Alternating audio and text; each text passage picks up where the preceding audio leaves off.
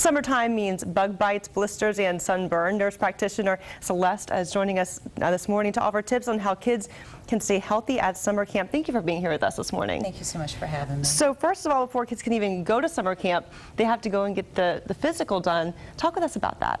Exactly. That's one of the most important things. A lot of camps actually require that as a prerequisite, but even if they don't, it's very important to go ahead just to be sure that they're going to be safe to participate in all of the fun activities that they have planned for the summer. And what does the camp physical include? We actually do like a good history. We look over them and check their heart and lungs and just do a good assessment just to be sure that there's nothing there that would indicate a need for further follow-up. We also look at their immunizations to be sure they're up to date and provide educational tips. And what do parents need to know? Do different camps require different things for parents and doctors to look for as far as whether kids can go to camp?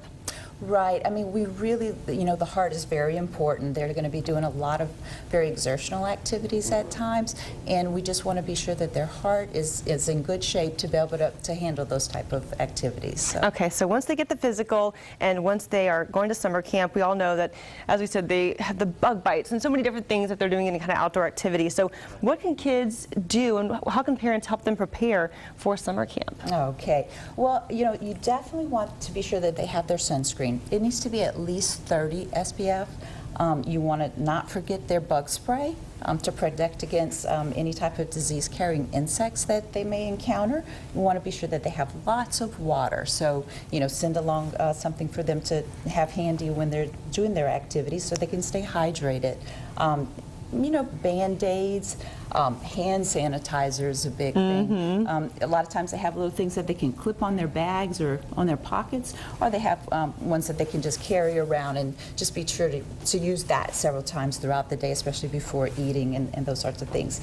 That's what I say, just you know, pack along everything. You want to be sure that if they have any medicines like inhalers or if they need EpiPens or anything along those lines, you want to know how they handle that. If there are any special protocols that you need to follow to bring those things.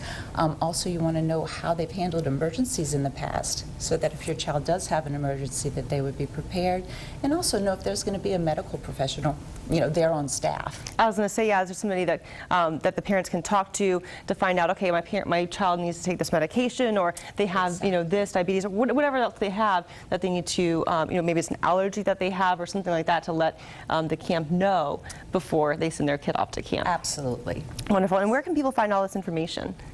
Information on camp physicals and that sort of thing, they can find it on our website at minuteclinic.com. And you know, we have locations here in Tallahassee and also in Marianna where we can provide sports physicals 7 days a week without an appointment. Okay, and how long do those take? Typically around 20 minutes. Okay, so a short little trip and can definitely help out. Thank you so much for joining us. Thank you for having me.